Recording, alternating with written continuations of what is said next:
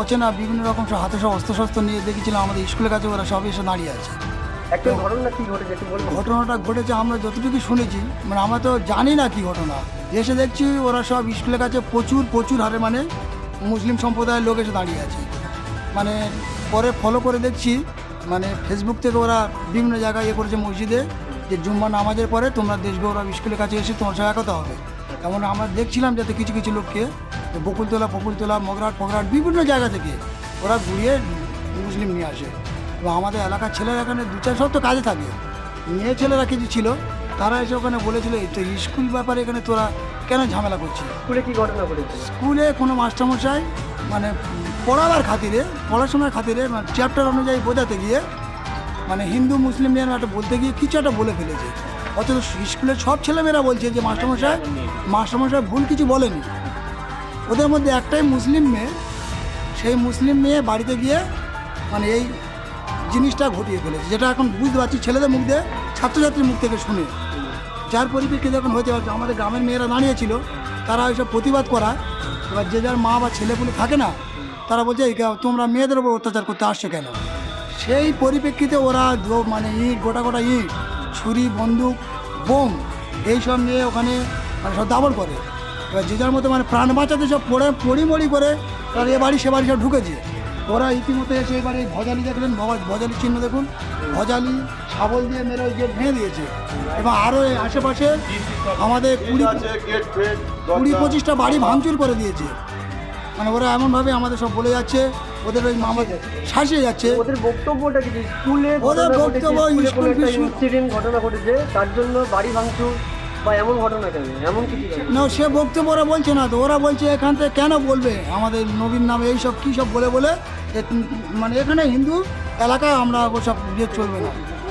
মানে ওদের একটা এমন একটা আগ্রাসী মনোভাব যেন আমরা এখানে হিন্দু হয়ে অপরাধী হয়ে আছি, ওরা মানে সব নিয়ে নেবে অ্যাটাক করা। এখন আমাদের সব যেসব গ্রামের লোকজন সব জয়নগর থেকে আশেপাশে, ওরা এমনই হয়তো প্ল্যান থাকতে পারে আমাদের ছেলেগুলো ওখানে ধরতে পারে। যে মেয়েটি স্কুলে পড়তো সেই মেয়েটির বাড়ি কোথায়? বাড়িটা আমার যতটুকু সম্ভব বাদেমাসপুর না হাটখোলা এরকম হবে।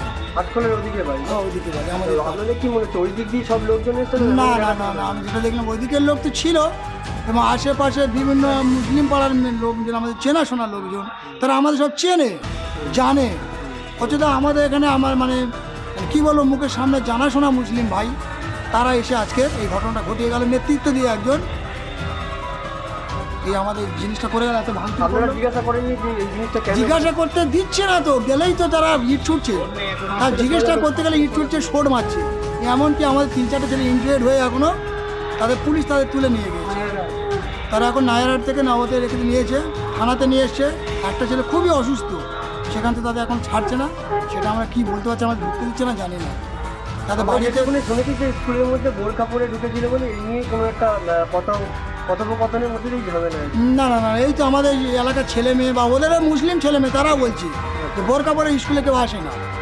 ওই মাস্টারমশাই এমনি বোরখা পরা আর ঘোমটা দেওয়া নিয়ে একটা কি কম্পেয়ার করেছে, যতটুকু আমরা ঝামেলাটা হচ্ছে কি মাস্টারমশাইয়ের সঙ্গে। হ্যাঁ, মাস্টারমশাইয়ের সঙ্গে সেই ইস্যুটাকে, সেই ঝামেলা নিয়ে এখানে পাড়ার মধ্যে যদি তাদের সেই ইস্যুটা থাকতো তাহলে তারা 4-5 জন মৌলভী সাহেব বা তাদের মান্যগণ্য ব্যক্তি নিয়ে এসে করতে পারতো।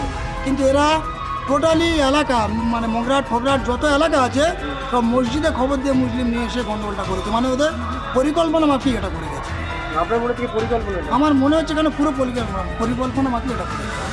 আজকে আমার পাড়ায় গ্রামের ছেলেরা সব ভীত সন্তুষ্ট হয়ে আছে, সব বাইরে কাজে আছে, কেউ আছে তাদের মা বোন সব বাড়ি আছে। এমনকি 2-4টে মেয়েদেরও ওরা মানে ছাত্রী, যারা স্কুলে ছাত্রছাত্রী 11-12 পড়ে বড় তাদের পর্যন্ত মারধর করে গেছে। এই দেখুন, মানে এদের পরিকল্পনা না থাকলে দেখুন ফেসবুকে পোস্ট করেছে, দেখুন এর বাড়ি হাটখোলা, এর বাড়ি মনে হয় হাটখোলা, এর বাড়ি হাটখোলা। না, এটা মাস্টারমশাইয়ের নামে সুজিত বাবুর নামে করেছে আমাকে। এবং আমার একটা কথা, যখন স্কুলে একটা ঘটনা ঘটছে তাহলে আমাদের তো তড়িঘড়ি প্রশাসন তাদের পুলিশ ফোর্স পাঠাবে, সেখানে পুলিশ ফোর্স দাঁড়িয়েও কিছু করতে পারছে না। আমার দোকানপাট ভেঙে চলে যাওয়ার 8 ঘন্টা পরে আমি দেখছি ফোর্স সবে ঢুকছে। তখন আমাদের অলরেডি ছেলেপুলে সব পড়ে গেছে। কারণ আমি মানে আপনাকে দেখা একটা জিনিস, আমি এই যে আমি নামটা ফ্রেশ করছি, দেখুন রহমত মিস্ত্রি, দেখুন এর পোস্ট থেকে এটা করেছে। দেখুন, আজ জুম্মা নামাজের পর সবাইকে মলদিয়া স্কুলে আসার জন্য অনুরোধ করা হচ্ছে। ঠিক আছে, এটা কেন করেছে হঠাৎ কি জানেন? এটা না, এটা সম্পর্কে জানি না, সবে তো আমরা দেখছি যে এই লোকটা মানে এই মাস্টারমশাই আমাদের স্কুলে বলছে এই লোকটা আমাদের ইসলাম ধর্ম সম্পর্কে অনেক বাজে বাজে কথা বলেছে এবং আমাদের প্রিয় নবী সম্পর্কে, কোরআন সম্পর্কে খুব খারাপ কথা বলেছে। সে যে ইসলামকে ভালোবাসো, যে ইসলামকে ভালোবাসো তারা একটা শেয়ার করো, কিন্তু তার আগে বলছে এই পোস্টটা করার পরে তারপরে দ্বন্দ্বটা হয়েছে নাকি? আমার তো মনে হচ্ছে সেটা। এরা যদি এইটা পোস্টটা করে মানে এরা সব জায়গায় পোস্ট করেছে, তাহলে একটা মাস্টারমশাই যদি বলে থাকে তাহলে কীভাবে বলেছে, কী সম্পর্ক সেটা তাদেরকে জানা দরকার ছিল। তারা কিন্তু এসে আজকাল এই পোস্ট করে সমস্ত জায়গাতে বলছে। যদি একটা মুসলিমের বিরুদ্ধে বলে সে তো খারাপ কথা, সেটা তো আলোচনা সাপেক্ষে আছে। তাহলে তাদের তো অনেক মৌলবী ছিল, দেশের ভালো মন্দ লোক ছিল, তাদের তো নিয়ে এসে বসা দরকার ছিল ওদের, কিন্তু তারা সেটা করেনি। তারা চেয়েও চ্যাংড়ো বাচ্চা গুন্ডা মোস্তান সব ভোট মানে চোখের সামনে আমাদের মানে সে কান্না পেয়ে যায় বললে মা বোনেদেরও ইজ্জতের হাত সুরক্ষিত নেই। আমাদের ভিডিও ভালো লাগলে লাইক এবং শেয়ার করুন। কমেন্ট সেকশনে গিয়ে জানান আপনাদের মতামত। আরও ভিডিও পেতে আমাদের চ্যানেল সাবস্ক্রাইব করুন এবং প্রতি মুহূর্তে খবরের আপডেট পেতে প্রেস করুন বেল আইকন।